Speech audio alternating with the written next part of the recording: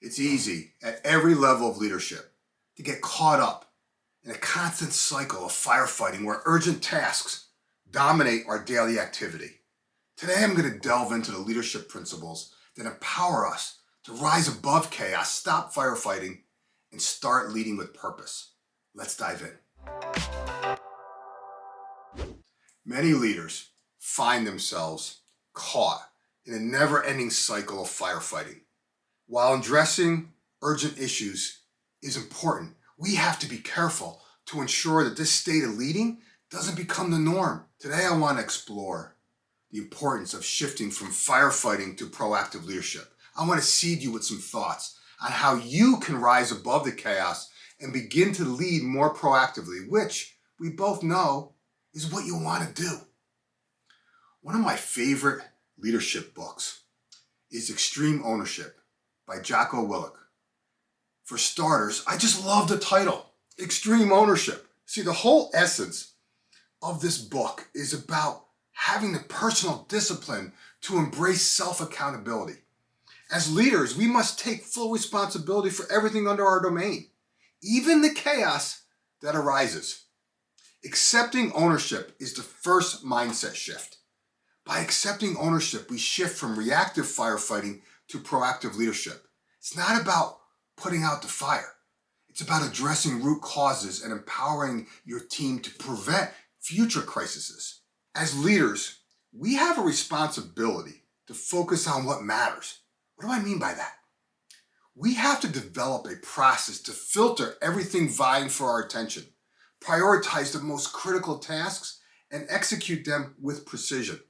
This is the second mindset shift.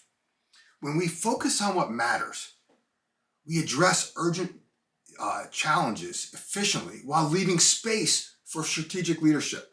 See, when I coach senior leaders, this is usually when I get the first pushback. What do you mean, Riv? I don't have time for anything strategic when I'm constantly addressing the urgent. If that's what you're also thinking, let me unpack this further. First, it's important to understand that most leaders are driven individuals who take pride in solving problems. With that said, one of the most challenging things for leaders at every level is to get out of the weeds of being in a constant firefighting mode. See, there's a difference between leading through chaos and letting your ego convince you that you can only solve it. This brings me to my next point. A leader's job is to empower their team, to get out of the weeds of firefighting. To make that a reality, you have to empower your team through decentralized command. See, Jocko in his book talks a lot about decentralized command. What he is saying is to trust and support your team members to make decisions. Not only does this foster a culture initiative, it enables them to handle certain challenges independently, freeing you to focus on higher level leadership responsibilities. Lastly, I want to highlight the value of learning from every experience. See, every situation that graces your path was sent your way to make you better, including the firefighting moments. Instead of getting bogged down by the frustration, I want you to approach these situations with a learning mindset. Look for patterns, root causes, and areas of improvement. Whether it's a challenging client, a difficult employee, or a project that's behind schedule, it doesn't really matter.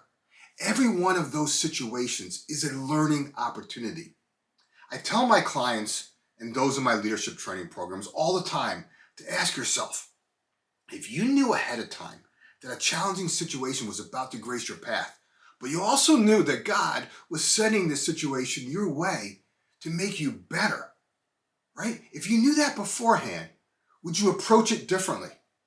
Every time I ask that question, I get people to stop and think, and their response is typically, absolutely. Well, if that's the case, let me remind you that a challenging situation is about to grace your path. I'm telling you this now to remind you that it's being sent your way to make you a better leader. The same is true for your team. Now is the time to empower your team to anticipate challenges and take proactive action. Proactive leadership reduces the need for reactive firefighting and gives you an opportunity to steer your team towards sustained success. See, as leaders, we face the constant temptation to remain in firefighting mode. reacting to every crisis. However, we can transcend chaos and become effective leaders. If you want help applying these principles in your business, go to clevelfreedom.com and book a call. I will personally give you the blueprint to finally get out of the weeds of daily firefighting. I included a link in the description. If you're still living in a world of endless limitations on why your situation is different, let me at least buy you a copy of my book, Freedom to Experiment: How to Ignite a New Level of Energy, Focus, and Momentum in Yourself and Your Team. Follow the link in the description, and I'll personally sign a copy for you. Okay, if you like what I shared today, do me a favor, give it a thumbs up, drop a comment related to your business, and of course subscribe, because each week I'm sharing content to help you and your team embrace change, focus your efforts, and accelerate results. Remember this, you're just one idea away. We'll talk to you soon.